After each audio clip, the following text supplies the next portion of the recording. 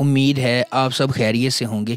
اگر آپ نے ابھی تک ہمارا چینل سبسکرائب نہیں کیا تو اسے ابھی سبسکرائب کر لیں اور بیل آئیکن کو دبانا بالکل بھی مت بھولیں۔ شکریہ۔ نمبر 13، نکاح۔ نکاح ایک خوبصورت لڑکی کی اپنی سماجی اور مذہبی حقوق کے لیے جدوجہد کی ایک طاقتور اور متاثر کن کہانی ہے۔ انوشے ایک خوبصورت نوجوان لڑکی ہے جو اپنے حقوق کے لیے کھڑا ہونا جانتی ہے۔ چھوٹی عمر میں اپنی ماں کو کھونے کے بعد انوشے کو اس کی خالہ امائمہ نے بہت پیار اور دیکھ بھال کے ساتھ پالا ہے۔ امائمہ انوشے کے اصرار کے بارے میں تھوڑی ہچکچاہٹ کا شکار ہے اور اکثر اسے سمجھاتی ہے۔ کلاس فیلو اور بہترین دوست انوشے اور حارث ایک دوسرے کے پیار میں ہیں اور جلد ہی شادی کرنے کا ارادہ رکھتے ہیں۔ اس کے برعکس ہمدان ایک خوبصورت نوجوان ہے جو ایک امیر گھرانے سے تعلق رکھتا ہے اور اپنے باپ کا اکلوتا بیٹا ہے۔ وہ انوشے کے ساتھ پہلی ہی ملاقات میں اس سے محبت کرتا ہے، تاہم وہ انوشے کے انتخاب کا احترام کرتا ہے۔ نمبر 12، گرفت۔ روحی ایک نچلے متوسط گھرانے کی ایک خوبصورت نوجوان لڑکی ہے جو پرتعیش زندگی گزارنے کا خواب دیکھتی ہے۔ اپنے طرز زندگی کو تبدیل کرنے کی اس کی انتہائی خواہش اسے اپنے اخلاق کو بھول جانے پر مجبور کرتی ہے، کیونکہ وہ اپنے خوابوں کو کسی بھی صورت پورا کرنے پر باضد ہے۔ دوسری طرف مراد اور انیشا ایک آرام دہ اور خوشگوار زندگی گزار رہے ہیں۔ وہ سب کچھ ہونے کے باوجود جس کی وہ خواہش کرتے تھے، پھر بھی ان کے ہاں بچہ پیدا نہیں ہوتا، تاہم اس سے ان کے تعلقات متاثر نہیں ہوتے کیونکہ وہ ایک دوسرے کے لیے کافی ہوتے ہیں۔ پیسے اور شہرت کے لیے روحی کی بے پناہ لالچ نے مراد اور انیشا کی زندگیوں میں اس کی راہ ہموار کی۔ دونوں ایک دوسرے کے انتہائی معاون اور قابل اعتماد ہونے کی وجہ سے مراد اور انیشا روحی کی مداخلت کو محسوس کرنے میں ناکام رہتے ہیں، جب تک کہ وہ مراد کو بدنام نہیں کرتی اور اپنے حقوق کا مطالبہ نہیں کرتی۔ جلد ہی انیشا اور مراد کے رشتے پر عدم تحفظ اور کوتاہیوں کے بادل چھانے لگتے ہیں۔ Number 11، Heer the hero. ہیر ایک نوجوان اور پراعتماد لڑکی ہے جو سوشل میڈیا پر بڑی تعداد کے ساتھ ٹک ٹاک سٹار بن چکی ہے۔ دوسری طرف ہیرو ایک کرشماتی اور پراعتماد آدمی ہے، لیکن ایک نرم پہلو کے ساتھ جسے وہ پوشیدہ رکھتا ہے۔ اپنے خاندانوں کے درینہ جھگڑے کے باوجود ہیر اور ہیرو پہلے مزاحیہ مقابلوں کے بعد ایک دوسرے کے لیے جذبات پیدا کرنا شروع کر دیتے ہیں۔ جب وہ اپنے بڑھتے ہوئے رومانس کو نیویگیٹ کرنے والے ہیں، ہیر کا تعارف ایک ممکنہ پارٹنر زین سے ہوا جو ہیرو اور ہیر کے لیے معاملات کو مزید خراب کر دیتا ہے۔ بالآخر وہ اپنے آپ کو مخالف فریقوں میں ایک انتہائی مسابقتی کمیونٹی الیکشن میں پاتے ہیں جہاں دونوں ہی جیتنے کے لیے پرعزم ہیں۔ نمبر 10، فیری ٹیل۔ فیری ٹیل کی کہانی امید کے گرد گھومتی ہے۔ ایک نوجوان متوسط طبقے کی لڑکی جو شہزادی کی زندگی گزارنے کا خواب دیکھتی ہے اور وہ ہمیشہ امیر بننے کے لیے فوری اسکیموں کی تلاش میں رہتی ہے۔ اس کی زبردست جستجو میں امید کی گود میں ایک شاندار چیز گرتی ہے جب اسے ایک ایسے شو کا دعوت نامہ موصول ہوتا ہے جو اس کے خوابوں کو پورا کرنے کا وعدہ کرتا ہے، لیکن اسے جلد ہی احساس ہو جاتا ہے کہ حقیقی زندگی میں کوئی پریاں یا جادوئی منتر نہیں ہوتے اور ہر چیز کی قیمت بھاری ہوتی ہے۔ بے خوف امید اپنے خوابوں کو حقیقت بنانے کے لیے ایک سفر پر نکلتی ہے، عجیب و غریب کرداروں کا سامنا کرتی ہے اور زندگی، رشتوں اور خوشی کے بارے میں قیمتی سبق سیکھتی ہے۔ اپنے دوستوں اور خاندان والوں کی مدد سے امید کو پتہ چلتا ہے کہ زندگی میں حقیقی جادو اندر سے آتا ہے۔ نمبر 9، تیرے آنے سے۔ رانیہ ایک چھوٹے سے شہر کی ایک پڑھی لکھی اور نوجوان لڑکی ہے جو اپنی ذہانت پر فخر کرتی ہے اور اکثر دوسروں کو مشورہ دیتی ہے۔ خالہ اماں کے گھر جب وہ ماہر سے ملتی ہے تو ابتدا میں اسے اس کا شوق نہیں ہوتا تھا۔ ماہر، جو کہ خالہ اماں کا پیارا پوتا ہے، ہمیشہ ماہر کی رائے رکھنے والی فطرت کو نیچا دکھایا جاتا ہے۔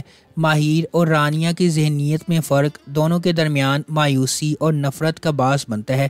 ان کے بڑے ہوئے خاندان کی شمولیت سے ماہر اور رانیہ دونوں کے رویے اور تعلقات متاثر ہونے لگتے ہیں۔ ماہر کو اپنے خاندان کے بارے میں کچھ سچائیوں کا سامنا کرنے پر مجبور کیا جاتا ہے، جس کی وجہ سے وہ اپنی اقدار اور عقائد کا ازسر نو جائزہ لیتا ہے۔ در اثنا رانیہ کو ثقافتی توقعات اور خاندانی حرکیات کے ساتھ آنے والے چیلنجز سے نامرد آزما ہوتے ہوئے اپنے جذبات اور خواہشات کو نیویگیٹ کرنا پڑتا ہے۔ نمبر 8، چاند تارہ۔ چاند تارہ کی کہانی سارم کے گرد گھومتی ہے، جو ایک سافٹ ویئر انجینئر ہے جو اپنے زبردست مشترکہ خاندان سے تنگ آ چکا ہے اور کچھ رازداری اور پرسکون زندگی گزارنے کے خواب دیکھتا ہے، اور نین تارہ ایک ڈاکٹر جو خاندانی بندھن کے مضبوط احساس کی خواہش رکھتی ہے۔ کہانی اس وقت دلچسپ موڑ لیتی ہے جب دونوں کے راستے آپس میں ملتے ہیں، جس سے کشیدہ، مضحکہ خیز اور دلچسپ حالات پیدا ہوتے ہیں جو سامعین کو اس کے تفریحی اسکرپٹ سے مشغول رکھتے ہیں۔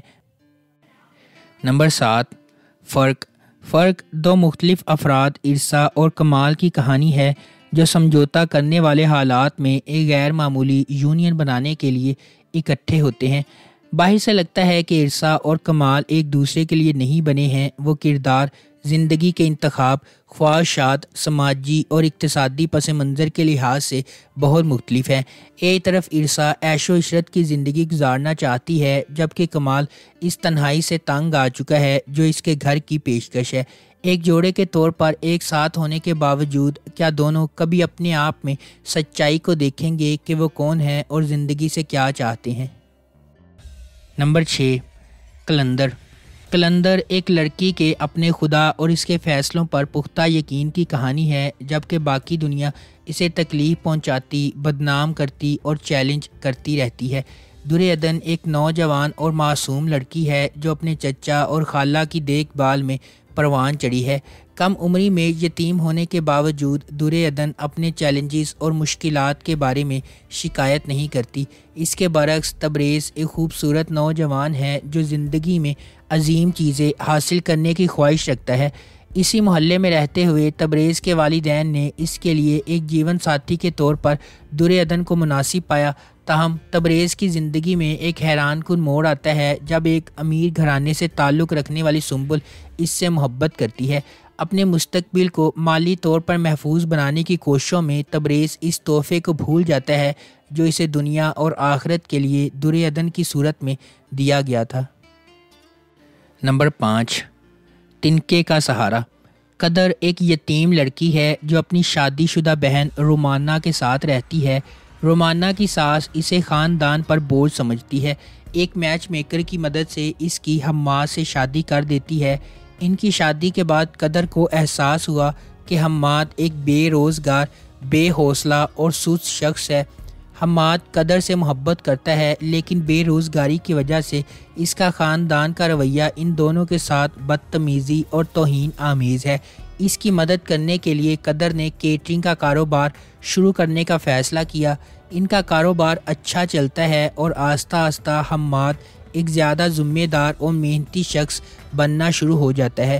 اس کا رشتہ اس کے اپنے خاندان کے ساتھ بہتر ہوتا ہے اور وہ اپنی ذاتی ترقی کو اپنی بیوی سے منسوب کرتا ہے۔ وہ اپنے خاندان کی عزت حاصل کرتا ہے۔ اس دوران اس کی بھابھی ان کی مالی کامیابی پر زیادہ رشک کرتی ہے۔ نمبر 4، سرے راہ۔ ڈرامہ سرے راہ مجموعی طور پر تبدیلی کو اپنانے اور پاکستان کی خواتین کے لیے تمام وزن کم کر کے اونچی اڑان بھرنے کے خیال پر بحث کرتا ہے۔ سرے راہ ایک غیر معمولی طور پر لکھا گیا ڈرامہ ہے جس میں ان کہانیوں پر بحث کی گئی ہے جو ہمارے چاروں طرف بکھری ہوئی ہیں، لیکن بدقسمتی سے ہم ان پر روشنی ڈالنے سے کتراتے ہیں۔ سرے راہ ان خواتین کی کہانیاں شیئر کرے گا جو بچپن کی شادیوں کا شکار ہیں، ایسی لڑکیاں جو صرف اپنے جنس کی وجہ سے ہراسمنٹ کا شکار ہیں، وہ بیٹیاں جو اپنے باپ کی مدد کرنے سے قاصر ہیں کیونکہ ان کی عزت داؤ پر لگ جائے گی، اور خواجہ سرا انٹرسیکس کمیونٹی کے افراد جو اپنی شناخت کی وجہ سے ذلیل ہو رہے ہیں۔ نچلے متوسط طبقے کے پس منظر سے تعلق رکھنے والی رانیہ، جس کا کردار صبا قمر نے ادا کیا ہے، وہ ہمیشہ ڈاکٹر بننا چاہتی تھی لیکن اس کے حالات نے اسے ایسا کرنے نہیں دیا۔ نمبر 3، پنجرہ۔ اپنے بچے کے ساتھ بات چیت کرنا، اپنے بچے سے بات کرنا اور ہر قیمت پر اپنے بچے کو سمجھنا ضروری ہے۔ پنجرہ ایک غیر معمولی ڈرامہ ہے جس میں ایک کہانی ہے جس میں والدین اور ان کے بچوں کے درمیان بہن بھائیوں کی دشمنی اور بد اعتمادی کے خیال پر بحث کی گئی ہے۔ ختیجہ کا خاندان ٹوٹ پھوٹ کے دہانے پر ہے، پھر بھی وہ اس پیدا ہونے والے مسئلے کو دیکھنے سے قاصر ہے جو اس کے پورے خاندان کو تباہ کر سکتا ہے۔ جیسے جیسے سمجھ کی کمی گہری ہوتی جاتی ہے، مشکلات بڑھتی جاتی ہیں۔ نمبر 2، میری شہزادی۔ دانیہ ایک پرسکون علمی لڑکی ہے جسے اس کے دادا دادی نے بہت پیار اور محبت سے پالا ہے کیونکہ اس کی ماں کا بچپن میں انتقال ہو گیا تھا۔ اس کی دادی اپنے والد صلاح الدین پر الزام لگاتی ہے کہ اس نے دوسری شادی کی اور اپنی دوسری بیوی اور ان کے بیٹے کے ساتھ وفاداری کی وجہ سے اپنی بیٹی کو نظر انداز کیا۔ اس کی سوتیلی ماں اس کے باپ کو اس سے ملنے سے منع کرتی ہے۔ صوبے کے وزیر اعلیٰ ریاض الدین جو کہ صلاح الدین کے بڑے بھائی ہیں، خرابی صحت کی باعث اپنے بیٹے شہروز کی شادی دانیہ سے کرنے کا فیصلہ کرتے ہیں تاکہ وہ مستقل طور پر یہی رہ سکیں، امریکہ نہ جائیں اور ان کی طرح اپنے سیاسی کیریئر پر توجہ مرکوز کر سکیں۔ اس کے فوراً بعد ریاض الدین کا انتقال ہو جاتا ہے اور دانیہ کی شادی شہروز سے ہو جاتی ہے۔ شادی کی پہلی رات اس پر یہ انکشاف ہوتا ہے کہ شہروز کی پہلے سے ہی ایک امریکی بیوی کیم ہے جس سے اس کا ایک بیٹا بھی ہے۔ میری شہزادی برطانیہ اور ویلز کی لیڈی ڈیانا کی سچی کہانی پر مبنی ہے۔ کہانی لیڈی ڈیانا کی زندگی، اس کی شادی اور اس کی بادشاہی سے متاثر ہو کر لکھی گئی ہے۔ نمبر 1، کالا ڈوریا۔ کالا ڈوریا ماہ نور اور اسفند کی زندگی کے گرد گھومتا ہے جن کا کردار بالترتیب ثنا جاوید اور عثمان خالد بٹ نے ادا کیا ہے۔ ان کے خاندانوں کے درمیان محبت نہیں ہے اور وہ مسلسل لڑتے رہتے ہیں۔ وہ دونوں ایک ہی کالج کے طالب علم ہیں اور ایک دوسرے کو مسلسل چھیڑنے کی عادت رکھتے ہیں۔ اسفند اور ماہ نور کی لڑائی ایک دلچسپ رشتہ ثابت ہوتی ہے جو ان کے درمیان استوار ہوا۔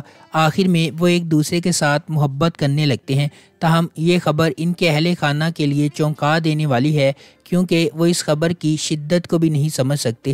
یہ ایک محبت کی کہانی کا زاویہ ہے جو یقینی طور پر سب کی توجہ حاصل کرے گا۔